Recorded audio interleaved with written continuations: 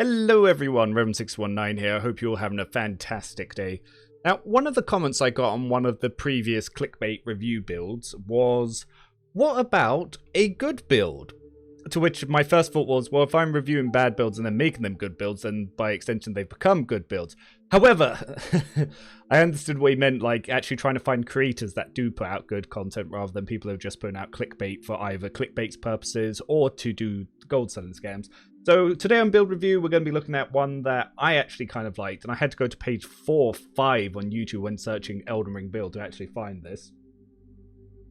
So this is a build made by a fella called J-Dog the Wise, who is one of the only people that I've seen so far in doing these build reviews that's actually put any effort into making his build. So this one is called Max Damage Fire Mage Build Guide, the Ultimate Pyromancy Elden Ring. So he is trying his hardest to get it out there. So the concept of this build is a pyromancer and sticking entirely to pyromancy. This is entirely a PvE build. It would get absolutely stomped in PvP. It has unfortunately no melee options. So let's actually do a quick little review. So his core equipment is the Giant Steel, which is going to be his main casting catalyst, which boosts just about every fire pyromancy besides the Black Flame pyromancies and Catch Flame. And then he's also using Giant's Red Braid, which is basically like the Witch's Lock from Dark Souls 3, if you guys remember that. And he hasn't really talked about another backup, although on his build you can see that he's got a sword on him, but it's physically infused, and it's not going to get any scaling. He needs to get a Flame Art weapon backup. For his stats, they're not too terrible. Vigor by 150, you probably want 60, but he's a caster, so you can go down to 50. It's okay to make sacrifices and only be running around 1700 health. Mind 50. Now, this was made before the patch, but it's way too high. You could just cut that down to 30 and already better. 20 endurance is what he just needs minimum to be moving. 18 strength, probably for weapon requirements. Then 13 dex, and he's got 60 faith. Now, if we're going to look into optimizing his stats here, these definitely not the optimum stats of what we could do with this. So, like I said, we can immediately drop the mind down to 30, and then we can boost faith up to 80, and even get 22 endurance, so we can have slightly heavy armor. And just this really small little change here vastly improves his build already, because now the damage much higher. We're going to get way better scaling out of this.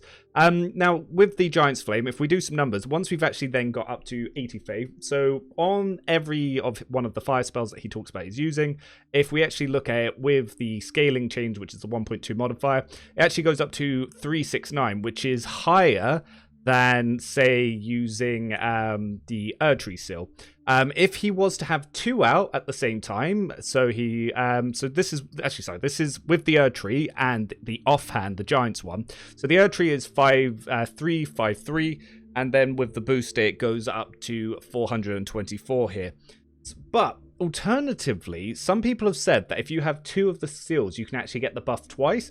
I have not tested this, but if that is true, then you'd be getting 431 from that 307. That's the base of 80 faith on the Giant's one. And then if you got these 2, so you'd actually be getting slightly more. However, I would probably go more towards the Erdtree, just because I would be using Catch Flame, because I would be wanting to get the most damage out of that. But using 2 Giant Steel and then swapping between having 1 in each hand and 2 is absolutely fine for the Pyromancy build.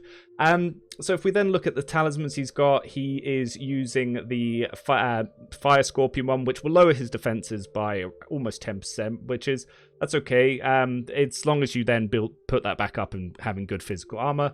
He's then using the Casting Catalyst. Yep, very good choice here. Flock's Talisman, also very good choice. And then he's got the Godfrey Icon. The Godfrey Icon will increase the damage of any charged things. I haven't tested it on spells, but a lot of people say that does work. And if that is working correctly, then yep, that's also a great choice. However, for PvP, this is probably the one I would swap off, because it's going to be quite rare that you fully charge something, but it's still nice to have on there. He's trying to get the most of his damage out there, and that's absolutely fine. Like, I have absolutely no issues with that. Yeah, his set, I would completely change the armor. It looks nice, but it is just a clean rot set with the Banished Knight's helm, so poison isn't the best, defenses aren't the best. I would just throw fashion out the window and go for something much heavier that gives me, well, more armor, more poise, so that way I can get away with casting. So he goes through his talismans here, which we've already discussed, which is fine. For his physics, he's using the Flame Shroud Crack tier and the Open Hard tier. Flame one, yep, that's good. I would probably swap the secondary one to have the Crimson tier. So that way, you when you're low on health, you then get like the Tears of Denial effects, so you'll get more health back. But that's just me, because yeah, I don't think that lasts long enough to really be useful. So then he goes into his spells. So the spells he doesn't. So the spells that he talks about here is he is using Giant's Flame Take Thee, which good damaging spell, has a nice explosion, it's quite good to catch him. Flame Fall Upon Thee, which is, again, these are the two that I used when I was doing Pyromancy, because they're the only two that you can really effectively land. He was then using Flame of the Fell God. The reason I don't like this one is it takes up 2 spell slots, and it's very hard to hit. Because it's so slow, people just run away. But for PvE, really good choice. Then he took Burn O Flame. I've not tested this one in PvE or PvP, but I remember that Pillars of Fire in the previous one, this was the most easiest spell in the world to punish, which is why I haven't used it. He's also then using the buff Flame Grant Me Strength, which again, good buff, more damage. That's what we like to see. But then his last one is incredibly questionable for PvE and PvP. I would say it's absolutely straight up trash, which is Whirl O Flame. It's just not a very good spell, so we're just going to throw that out here. He does mention O-Flame, but he doesn't use it in any of his video. And this one is a quite good one, which can be used with the Bestial Sling. So when it comes to the incantations, like, his choices aren't bad, but he doesn't talk about the 2 best faith incantations in the game, which you definitely want, which is Catch Flame. This is your melee option and your punching, and it is quicker with the Godfrey. With the casting talisman. It's quicker than almost any R1 of any other attack. Without this, you will not compete in PvP. There is no way to make this build viable without this. The second one is Bestial Sling, which is very good, very fast, good range. And if you do the 2 casts, you can then actually animation cancel O Flame and completely skip the startup.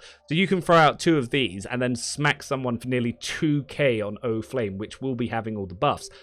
That's something you definitely want to do, and something you definitely want to be considering. This is not something that our fella's done here. So these spell choices, questionable, but they're not bad. He then shows people where to get locations. For a guide purpose, that's pretty good. He then shows off some New Game Plus boss fights. So he shows himself going up the Godskin Apostle, not a very impressive boss fight. He shows himself going up the Demonic Tree Sentinel. Again, a very annoying boss, actually, so this is a good one. He doesn't know how to free aim Pyromancy, so he's using it locked on. So there is a playstyle that could be improved here, but yeah, once you learn how to free aim stuff, it becomes much easier to hit bosses and whatnot. But that's something he's going to have to work on in his own time. But for a build guide, absolutely not necessary. So yeah, he gets through here. He obviously shows off fighting Renala, which is one of the easiest bosses in the game, so it's not really worth talking about. He goes off against Morgoth, which is a lot of people I hear struggled with this. I had a friend who was completely stuck for the longest time here, but he fights with a summon, so he obviously wasn't having the easiest time himself. And he doesn't show any of the harder bosses, but overall, to actually then just go through this build, it is a PvE build. It's not PvP reliable. He would need to invest in a melee weapon to be able to have any chance. Because, yeah, the Witch's Lock's a good gimmick. Very low poise damage. The second you fight someone with high poise, there is nothing you can do. The second you attack, they will always trade and you will lose that. So if I was to give some suggestions for this, I would say that we'd probably want, there's a halberd that I really love using on all of these builds, which is the Pokey halberd. Where are you? It is Banished Knight halberd. Now the Banished Knight halberd, when you flame infuse it, well, flame arch, shall I say, it gets a B scaling from Faith, and then you can use Fire Strike. Very good weapon, very quick. So you can combine this with running poke attacks, and then you can use Catch Flame, and then you now have a melee option. So then you can force people to get away from you, because if they're taking 800 damage Catch Flames, they're not going to want to be standing and trading. So when they then back up, you can then start throwing stuff. And it's only 14 strength and 12 dex, which, as we saw, this is covered by him here. So let's have a look at his whip here to find out, why did he go up to 18 strength? Did he even need the 18 strength? Let's just double check that our Giant Seal. No, Giant Seal doesn't require that much strength. And let's have a look at our wounds. Giant's Red Braid, here we go. This is why he had 18 strength for 12 dex. That will be it. So he only actually needs 12. He didn't need 13. So we could Quite easily pop. Ah, okay, it's because he's on a vagabond. That'll be why. Yeah, it didn't matter that point there. But that's why he's gone up to 18 strength. Honestly, I would probably lose the Giant's Braid, drop back down to 14 strength. So then once we've done that, we then can have 26 endurance. So that way we can have some heavy armor. And now, if you swap the Giant's Braid over for the Banished Knight Halberd, you Flame Art infuse that, you make sure you've got Catch Flame, Bestial Sling, and then depending on which spells you want to go through, if you want to have O Flame in there, if you're going to use a spell swap, if you want to have the buff for Fire Grant Me Strength, I wouldn't recommend Burn O Flame, but Flame of the Fell God, Flame Fall Upon Thee, and Giant's Flame Take Thee, if you can fit those 3 on it, then yes, you will do way better with that. And this is how you'll greatly improve the build, so you can be PvP viable, not just PvE viable. And even against a lot of PvE, just those small changes will actually make the PvE easier, so he won't need to rely on summons. So overall, I'd have to give this build, as a non-clickbait YouTuber, 7 out of 10. Good build, not bad. It's only a few small changes that needs to make it better, more playable, and then you're done. You can do that. And so the stats that I would say to improve it, especially at his play level, are as follows. And then swapping the weapons from the Red Blade, get rid of that. Put the the Banished Knight Halberd on it, Flame Art infuse it, and then have 2 Giants still, one on the left and the right hand, and you swap the right one to the Banished Knight Halberd when they're close, and then you can use Catch Flame with that. Much better Pyromancy build.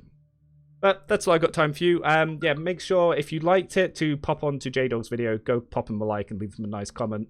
I don't even need to mention this video, just keep doing the good work he's doing. But till then, Revan out, and I will see you all in the next one.